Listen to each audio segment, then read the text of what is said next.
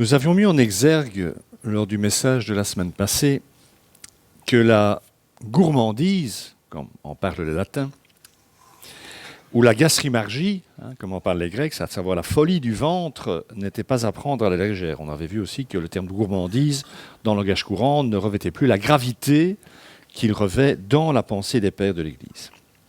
Et dans la Bible aussi, en passant. Nous avions vu aussi que, Bible en main, de nombreux textes mettaient en garde contre un rapport déformé à la nourriture, les conséquences n'ayant rien d'anecdotique. Alors je vous invite à reprendre en nous arrêtant quelque peu sur cette fameuse intuition que les pères de l'Église ont eue sur le sujet. Car, et cela semblera peut-être étonnant pour certains, les sciences humaines réinterprètent bel et bien l'intuition patristique qui discernait dans la gourmandise, et c'est de Jean Climac, dans l'Échelle sainte, la cause de tous les naufrages, la porte des passions ou des maladies spirituelles. Ce qui entre dans notre bouche peut potentiellement nous ouvrir à d'autres maladies, à toutes les autres maladies recensées par la Bible et par les pères de l'Église à leur suite.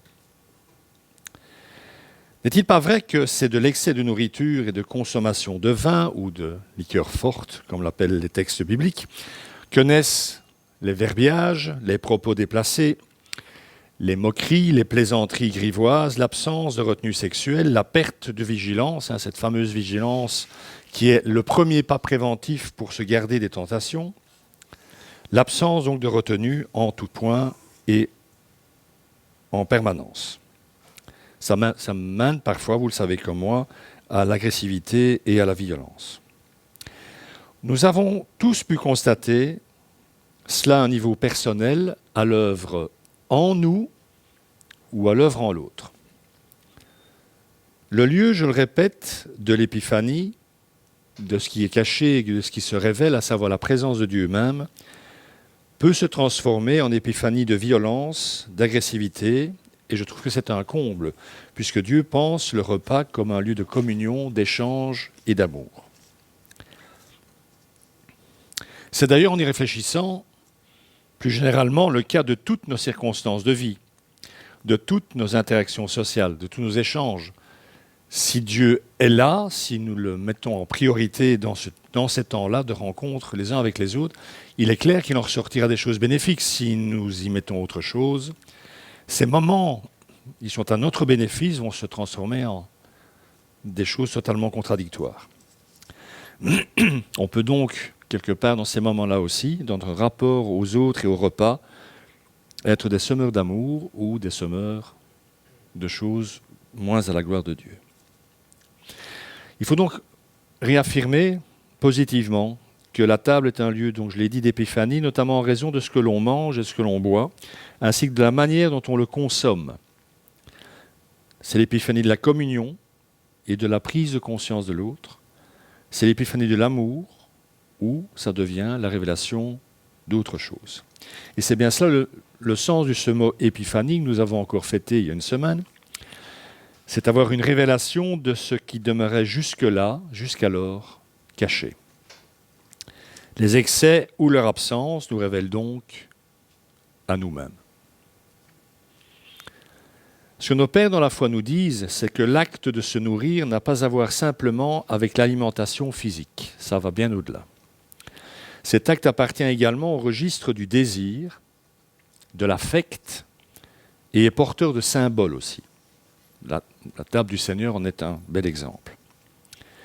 Manger est un acte primordial et une reconnaissance initiale du monde. Alors pourquoi est-ce que je dis ça ? Alors vous ne vous souvenez pas, mais si vous avez encore la chance d'avoir vos parents, demandez-leur comment vous étiez, ce que vous faisiez quand vous étiez bébé. Le bébé, il fait deux choses en fait. Il dort, quand vous avez de la chance en tant que parent, il dort de temps en temps, et il tète. Et il tète goulûment, en fait. Le sein de sa mère, c'est tout son univers. Si on le laissait faire, et certains laissent faire, si on le laissait faire, il limiterait sa vie à ça. Il centrerait toute son existence sur ce rapport au sein maternel, sur cette matrice maternelle. Et on a des cas, bon, ça c'est des cas extrêmes, mais ça existe aujourd'hui en Occident, principalement, où encore des enfants de 7, 8, 9, 10 ans disent « Maman, tété ». Et la mère continue à donner le sein. Ça existe. Pauvre mère. Mais j'ai envie de dire surtout pauvre enfant. Parce que le nourrisson, animé par cette pulsion qui le pousse vers sa mère, ne sait pas distinguer la matrice, ce qui le nourrit, de sa mère elle-même.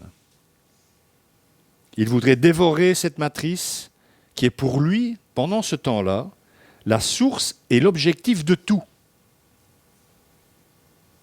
Il voudrait l'avoir pour lui tout seul. Alors nous savons bien aujourd'hui, parce qu'on a fort travaillé le sujet, l'importance que cette expérience initiale du désir et de la connaissance revêt pour l'enfant, mais aussi pour l'adulte en devenir, parce que ne nous trompons pas, on en a parlé un peu de Jésus là en introduction à un autre niveau. Un bébé, un enfant, il est appelé à grandir et à devenir un adulte. Il faut laisser l'enfant, mes amis, c'est ça devenir adulte dans la pensée biblique. Si l'enfant est toujours présent, c'est que l'enfant est blessé. Il faut apprendre à le laisser partir. Nous savons tous que les expériences traumatiques à ce stade du développement, dans la relation entre la mère et l'enfant, surtout dans la phase d'allaitement et du sevrage, risquent de causer des fixations ou des régressions sur des comportements infantiles qui, à l'âge adulte, auront une symptomatique de rapport à la nourriture.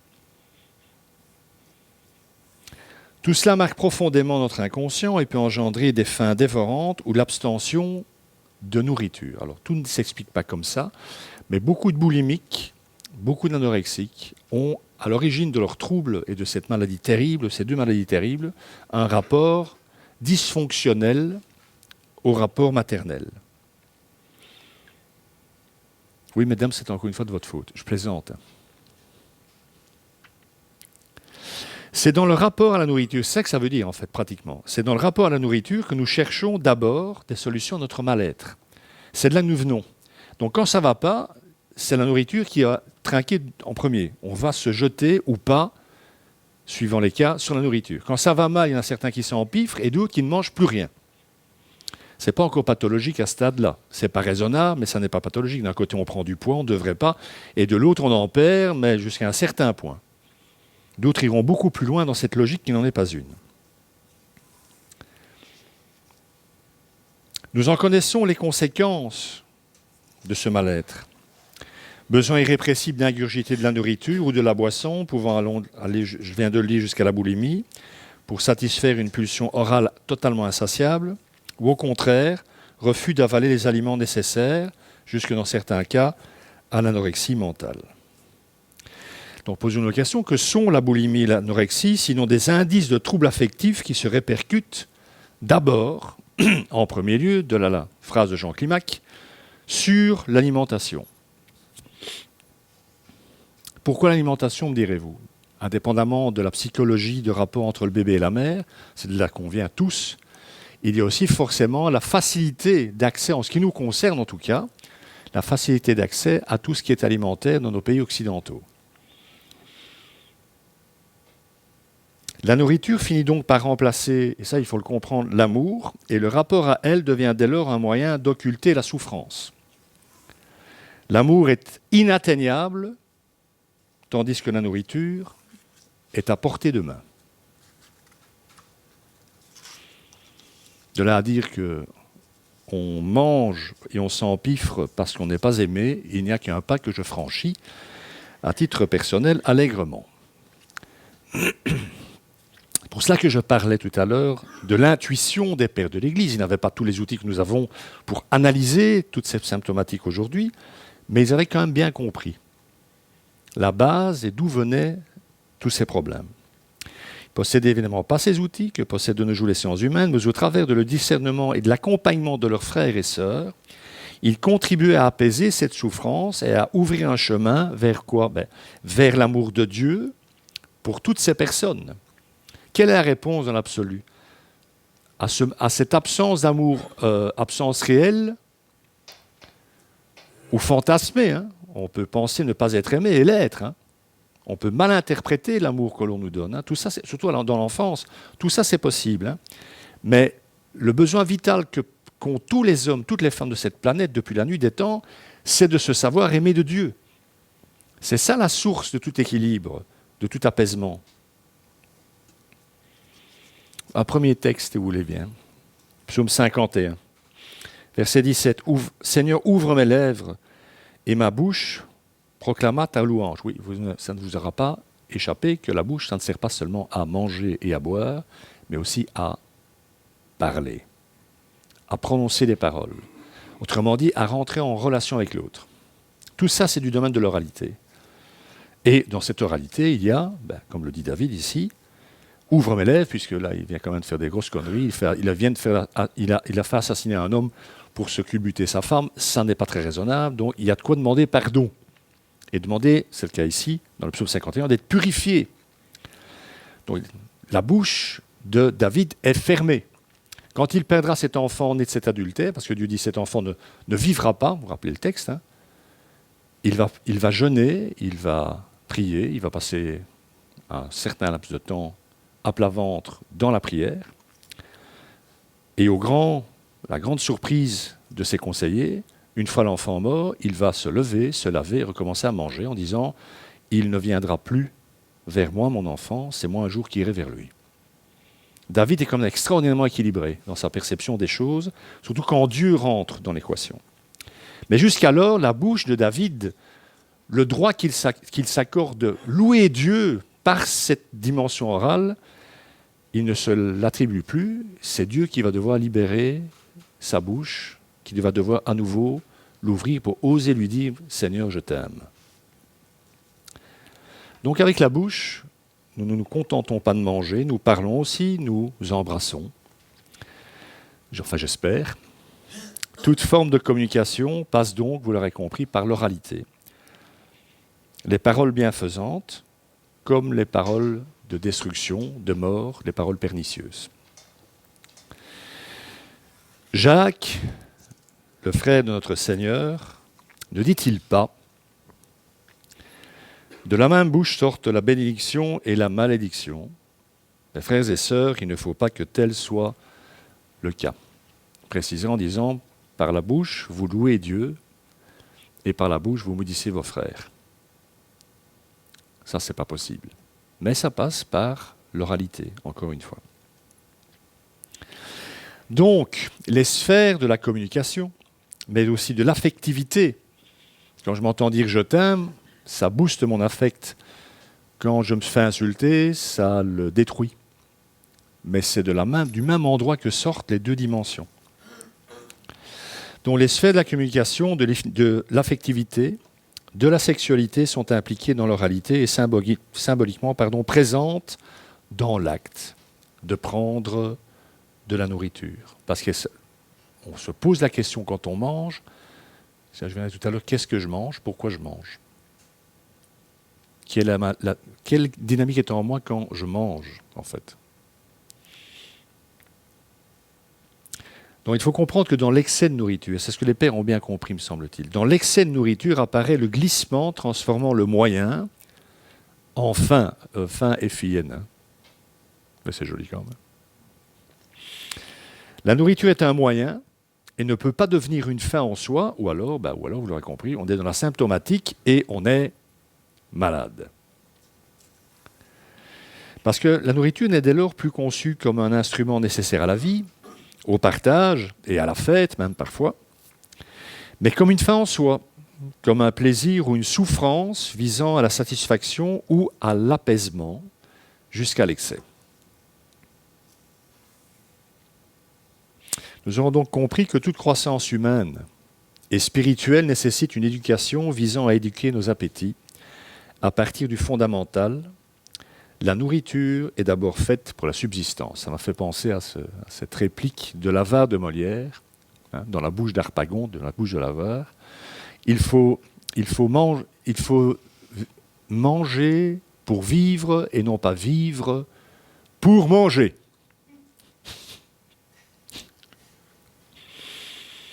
Bon, il était radin, Harpagon, c'est l'objectif et c'est le sens de la pièce.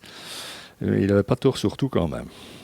Il suffit de voir en termes de société ce que nous jetons comme nourriture pour prendre conscience, si besoin était, de notre rapport désordonné à la dite nourriture. Nous jetons pendant que d'autres meurent de faim. Alors comme toute lutte, parce que nous nous Volons pas la face, c'est une lutte. Mais si on ne commence pas par cette lutte-là, on n'attaquera pas les autres dont nous parlerons le dimanche suivant. Comme toute lutte, celle contre la gourmandise est fatigante. Ceux qui ont fait des régimes le savent. Il suffit de voir le nombre de régimes disponibles et la quantité vertigineuse de médicaments aidant à la perte de poids sur le marché pour s'en convaincre. Même des médicaments qui ne servent pas à ça, comme ce fameux médoc indispensable à certains diabétiques, qui est en rupture de stock parce que les gens voulant maigrir à moindre frais s'en empiffrent. Nous jetons pendant que d'autres meurent de faim. La plupart de ces régimes miracles, mais vous le savez comme moi, si vous l'avez essayé, laissant souvent leurs utilisateurs désespérés et sur leur faim, et là avec FAIM. C'est malgré tout, selon les pères, à partir de notre rapport à ce qui entre dans notre bouche que se décide d'abord notre liberté. On va d'abord prendre un texte biblique, c'est l'apôtre Pierre qui évoque cela. Il leur promet la liberté, il parle des gens qui ne connaissent pas le Christ, alors qu'ils sont eux-mêmes esclaves d'habitudes destructrices, car chacun est esclave de ce qu'il domine. Quand vous essayez d'aider quelqu'un qui souffre d'une addiction, cette personne a souvent du mal dans un premier temps, dans une première phase, à admettre qu'elle est esclave de quelque chose. À partir du moment où vous ne savez pas vous passer de faire quelque chose, vous êtes esclave de ce quelque chose. C'est ça que Pierre dit. Mais si vous êtes esclave de ce quelque chose, c'est que vous n'êtes pas tout à fait libre en Christ, qui est quand même l'objectif de Dieu dans nos vies. C'est pour ça qu'il nous donne l'Esprit Saint, pour que l'Esprit, chemin faisant, un jour à la fois, puisse nous aider à devenir des hommes et des femmes véritablement libres. Jean Cassien, en commentant ce passage de la deuxième épître de Pierre, dit « Il nous faut d'abord, en soumettant notre chair, notre nature humaine, prouver que nous sommes libres. » On peut clamer sous la toile « Je suis libre en Christ » si je ne sais pas me retenir de bouffer, ou de boire, ou de quoi que ce soit d'autre, je ne suis pas libre. Il nous faut d'abord, en soumettant notre chair, prouver que nous sommes libres. Nous savons par expérience que ces paroles sont vraies. On ne peut pas douter de ce que dit la Bible, mais enfin là c'est quand même relativement clair. Et si nous sommes honnêtes 2 secondes envers nous-mêmes, nous savons que c'est juste ce que Pierre dit, et c'est très juste ce que Jean Cassien en dit. Celui qui ne sait pas renoncer à une petite quantité de nourriture ne pourra jamais discipliner les besoins puissants surgissant dans son cœur, toutes les tentations qui vont venir dans votre cœur à différents niveaux, dans différents domaines que nous expérimenterons, nous étudierons les dimanches suivants. On ne pourra jamais bloquer ces vagues-là. Ce sont littéralement des vagues. Ces vagues-là, si nous n'avons pas appris à dominer, à dompter nos rapports à la nourriture. Parce qu'il faut se rappeler à la base, et c'est pour ça que nous devenons esclaves, que la nourriture, comme tout sur cette planète, est un don de Dieu et non une conquête de l'homme. De là le lien étroit que la tradition juive et chrétienne entrevoit entre le repas et la prière. J'ai fait un peu allusion dimanche passé. Le pain quotidien dont nous parle la prière du Notre Père est une manifestation de la grâce de Dieu. C'est reconnaître que ce pain sur ma table est l'émanation de la grâce et de l'amour de Dieu envers moi. Donc que ce pain lui appartient. Il me le donne dans son amour, il pourrait très bien ne pas me le donner. Cette demande de grâce qui se manifeste au travers de la prière est aussi un appel au partage, puisque la nourriture est donnée à tous et pas à quelques-uns seulement. Le repas est donc toujours une occasion de rappeler la communion devant exister entre les êtres. On comprend mieux dès lors la réponse apportée par la Bible et la tradition chrétienne en vue de lutter contre la gastrimargie, contre cette folie du ventre, le jeûne modéré et intelligent. Modéré, c'est déjà pas de là, alors intelligent. Parce qu'au niveau du jeûne, c'est invraisemblable. Peut-être pour ça que j'ai très peu jeûné dans ma vie. Tous ceux qui autour de moi jeûnaient étaient des... Moi, je trouvais ça d'un... Comment dirais-je ? Enfin, c'était pas raisonnable, quoi. Et c'était souvent quand on grattait pour de mauvaises raisons que ces personnes jeûnaient. En tout cas, je n'ai jamais été convaincu en ce qui concernait les raisons pour lesquelles ces personnes jeûnaient. Donc rappelons donc que, c'est ma définition du jeûne, le jeûne est un rééquilibrage des priorités. C'est d'abord ça. Je vais, en jeûnant, rééquilibrer mes priorités. Autrement dit, on s'extrait du monde, à savoir des choses matérielles essentielles, on les remet dans ce temps à leur juste place, et l'on recentre sur ce qui est éternel et véritablement indispensable, à savoir Dieu lui-même.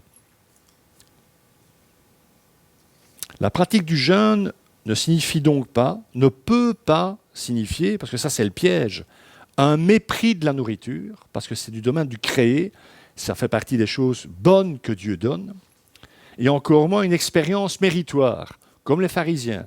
Tout le monde savait le jour où jeûnaient les pharisiens. Comment c'est possible ça? Pourquoi tout le monde savait que c'était le jeudi qu'ils jeûnaient, et que moi je le sais? Parce qu'ils mettaient la cendre sur la table, ils ne se lavaient pas, ils ne se parfumaient plus, ils m'inventaient toute la journée. Laisse-moi deviner, Balthazar, tu jeûnes? Ah oui, comment as-tu deviné? Enfin. Et là, Jésus, le gars qui fait ça, il peut être content, tout le monde va l'applaudir, mais Dieu, qui n'a pas de main, donc ça tombe bien, n'applaudira pas. J'ai connu à titre personnel, ce qui est déjà beaucoup, 2 ascètes dans ma vie. 2 personnes qui maîtrisaient leur rapport à la nourriture et qui jeûnaient fréquemment. J'en ai connu 2. L'un était méprisant envers ceux qui prenaient du plaisir à manger, donc la motivation de ce gars n'était pas terrible. L'autre se réjouissait lorsqu'il voyait ses frères et sœurs prendre du plaisir lors d'un repas, même si ce n'était pas son chemin à lui. Leur motivation était donc bien différente à ces 2 personnes. Et puis quand on prend le texte de l'Évangile, c'est quand même symptomatique, et Jésus va en parler dans un enseignement à destination des responsables religieux de son temps. Il y a Jean-Baptiste qui annonce sa venue, qui est un ascète. Il mange des sauterelles et du miel, point. Il vit dans le désert, il ne pousse rien dans le désert. Il ne risque pas de se jeter sur la nourriture, Jean-Baptiste. Il est gros comme un salsifis, Jean-Baptiste. Comme on dit à Bruxelles, c'est un gars musclé de Breinel. Il est comme ça, Jean-Baptiste.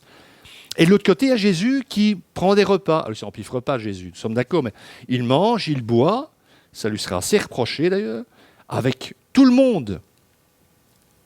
Et Jésus dit aux pharisiens, vous dites que Jean-Baptiste est cinglé parce que c'est un ascète, et vous dites que je suis un ivrogne parce que je mange. Les cocos, il va falloir choisir. Dieu ne va pas envoyer un ange pour vous expliquer les choses du ciel. Mais aucun texte biblique ne dit que Jean-Baptiste a critiqué son Seigneur parce que son Seigneur mangeait alors que lui s'abstenait. Nous sommes d'accord? Et puis Jésus a commencé son ministère par 40 jours de jeûne.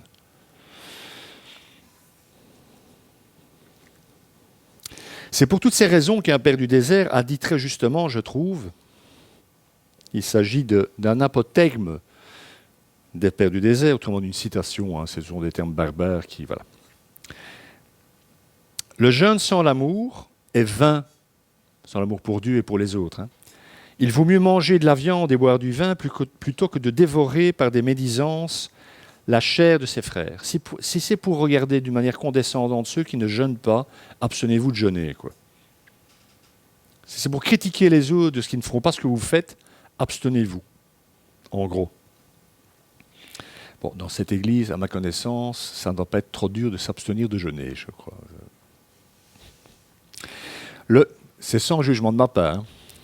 Le jeûne est en fait une forme de respect. Il est fondé sur une salutaire mise à distance de la nourriture même, par contre. Et voilà ce que dit Ezzo Bianchi dans un de ses livres. Le jeûne est une discipline du désir pour discerner ce qui, hormis le pain, est véritablement nécessaire pour vivre. Voilà pourquoi le jeûne, le fait de jeûner, peut nous aider à nous poser les questions essentielles auxquelles je faisais allusion brièvement tout à l'heure. Pourquoi je mange? Alors, ça paraît un peu idiot comme question, mais la réponse est intéressante.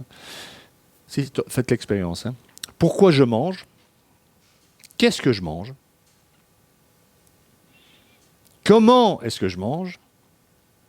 Cette question-là, elle a par rapport avec le fait si vous faites du bruit en mangeant ou pas. Si vous faites du bruit, il faut arrêter d'en faire. Hein. Vraiment. Pensez aux potentiels qui ont vraiment à prendre une relation avec ça. Quels sont mes désirs les plus profonds? C'est de la nourriture, hein. On se contente de manger, mais quand même, ça dit quelque chose de nos désirs les plus profonds, ce à quoi nous aspirons véritablement. Alors, vous aurez compris que ce sont des questions éminemment personnelles. Je ne suis pas en train de dire que vous devez partager ça à qui que ce soit. Ce qui explique pourquoi notre Seigneur, me semble-t-il, nous apprend que le jeûne doit se pratiquer en secret et sans ostentation, comme les pharisiens dont je parlais tout à l'heure. On va reprendre ce texte de Matthieu. C'est Jésus qui parle. Hein. Lorsque vous jeûnez, parce qu'il les a vus défiler, les pharisiens du jeudi, hein, à moitié morts, alors qu'ils s'étaient simplement abstenus de manger pendant 24 heures. Quoi. Lorsque vous jeûnez, ne prenez pas un air triste comme les hypocrites.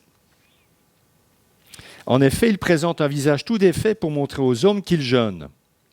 Je vous le dis en vérité, ils ont leur récompense. Oh, que c'est merveilleux ce gars-là, il jeûne.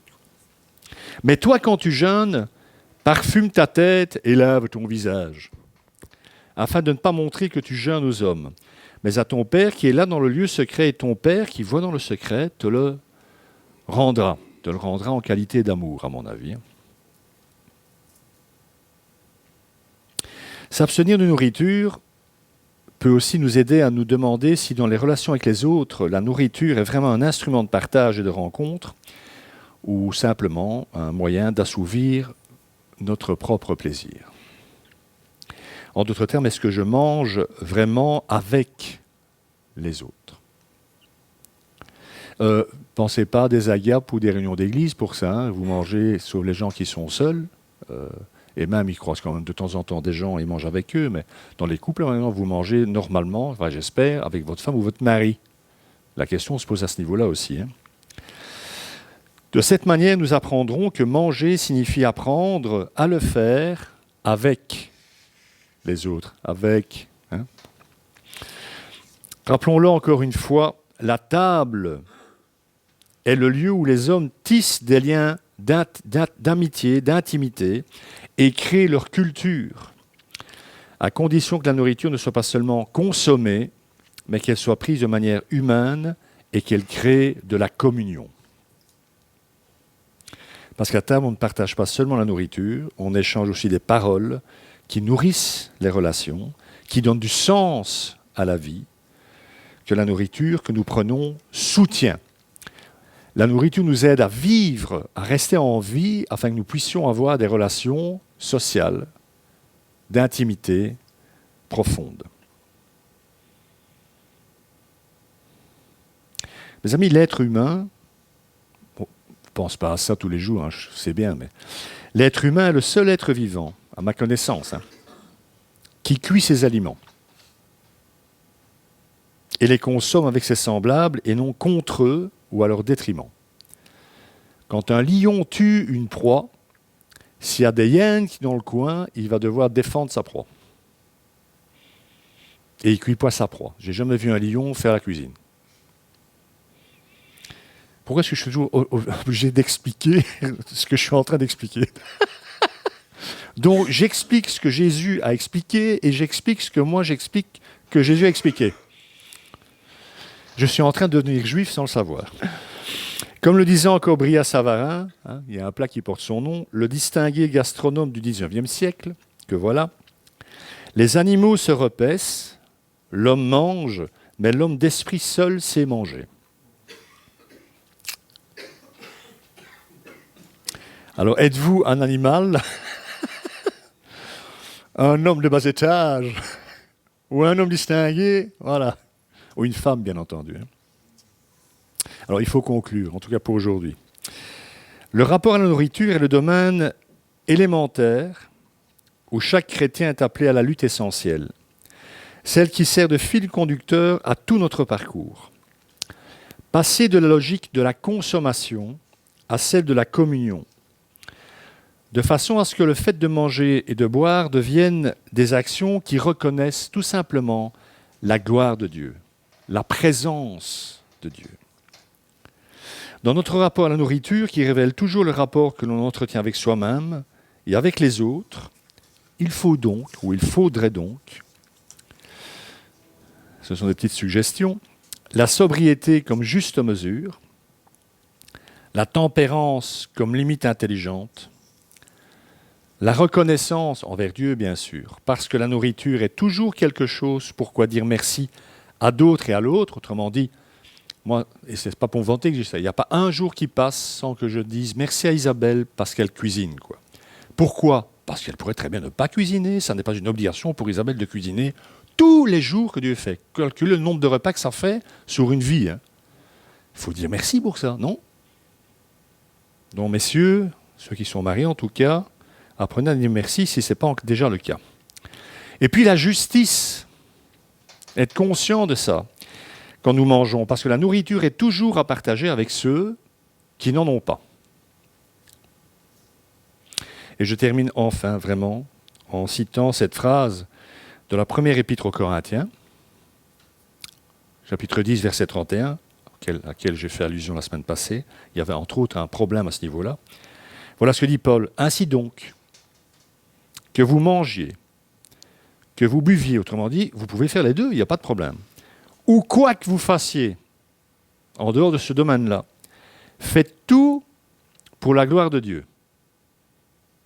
Tout ce que vous faites au quotidien, même les trucs qui peuvent nous paraître totalement anecdotiques, comme manger, etc., faites tout en gardant dans votre esprit et dans votre âme le fait que vous êtes supposé faire ça pour la gloire de Dieu, pour refléter la gloire de celui qui nous a créés et qui nous a tout donné. Amen.